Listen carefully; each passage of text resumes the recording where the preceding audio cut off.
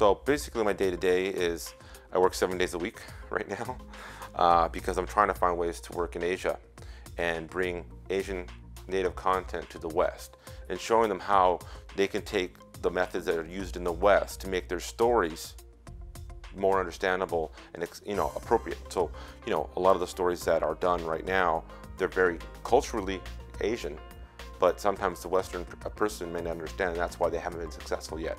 So I give them examples like Jackie Chan and Bruce Lee in the 80s. They were able to do this by telling universal stories and using universal archetypes. So training studios to understand those techniques and those methods. I think there's an opportunity to tell, because Americans or Western people are looking for new stories. And they already have plenty. And if you look at the most famous movies like The Kingsman, Lord of the Rings, or Avatar, those are fantasy movies. They don't take place in the West. And you have to learn about these worlds. So I explain to studios and companies, well, you're like a fantasy. You're like a place that no one knows about, so you have an opportunity to tell your story in a unique way. But when you draw, there's no limitations. You can bend and pull however you want as long as it feels right. So it's worth to understand how to have good draftsmanship skills, learning anatomy, learning timing.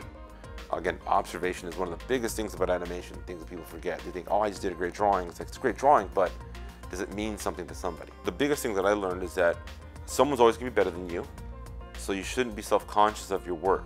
You should try to just always be better than you were yesterday, and don't think about drawing. Think about making a funny drawing. So the less I think about drawing, the better the drawing is.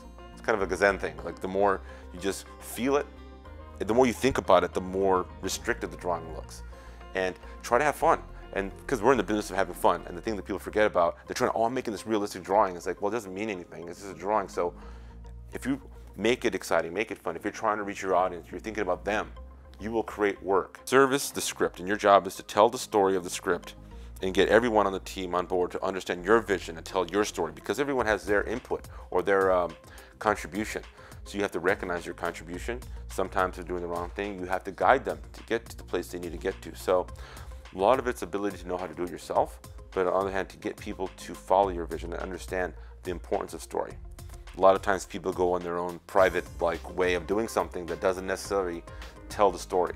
It may be great alone, but it doesn't help the story because you have 22 minutes, and a lot of times they'll do something and drag it out for too long, and it's not an effective way of telling the story, so you have to guide them back. Say, look, this is great, I'm glad you contributed this, but you have to do it this way, and this is the reason why. So you have to get good at explaining why you need to have something the way you need it, or explain to them, like, if you do not complete it the way I need to, I'm going to have to give it to somebody else, or I'm going to do it myself. Writing is very important when it comes to animation and content development, and communicating. That's one thing that people forget about. People think it's just about drawing, but a lot of it is, can you tell your story in an effective way? You can draw as much as you want, but it's more effective to be able to write and explain it, then you do your drawings. And when I was younger, and most people when they're young, they think, oh, I'm just gonna do some drawings, it's gonna be great. And it is great that they're doing it because they're passionate. You want passionate people, but they have to understand that they're taking their personal story and they want to express it to a broader audience or a larger audience. They have to understand what they're saying. It's different for everyone. In my particular case, I used to draw, but I didn't necessarily have the talent to animate because I had very bad eye and hand coordination. Basically, when I played baseball, I couldn't catch. I was really terrible with and that was one of the skills you read in the book you had to have good eye and hand, because you're redrawing the same image but changing it slightly.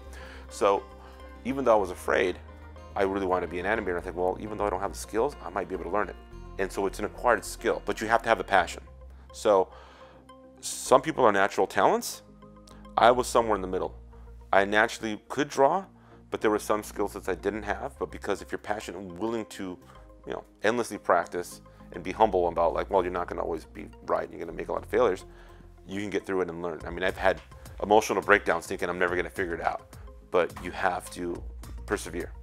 Before I worked in the movie, a lot of times I felt it was like us against the world. When you worked in the movie, you felt like it's a really team effort.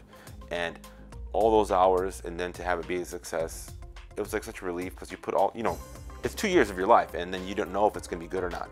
I mean, obviously I didn't write it, but when you're working on it, you're trying to make all these things work. So it was huge. And then also meeting my mentor, Mike Anderson, who was my director, and he taught me so many things, and that changed my life completely. So one of the things I would always say in animation, you want to find a mentor. Someone, because when you're young, you may have opinions or thoughts that may be misguided. And someone with experience can kind of train you to think in the best way possible. And he knows so much about story. He taught me so many things that if I didn't know him, I would have been 5 years or 10 years behind trying to learn these things on my own. Where he knew them all already, and every time we were doing something, he was like always being in school. He would always tell me like how to make things better, why I'm doing something that was okay but could be improved. It was so interesting because it's a variation of work, because we were going over content development and seeing their ideas, and like they're so varied, it's crazy. Because like I had a perception of what the ideas were going to be, and they blew me away. Some were super serious, super unique, super touching. Some were like crazy in a good way, and I'm like, wow, that was awesome. And again, some were super young, and they've taken the opportunity to try to learn, and that's amazing. And then there's older people. So I'm pretty excited about what they're doing, and I hope that what I'm teaching them can help them develop their content to reach more people, or their premise for their story, and making sure that I pose questions about their story so they can answer them, so they can make their story more effective and more universal. And I think we made some progress in the last workshop, so I was really glad to do that, and then talk to the people about products and how they can reach more people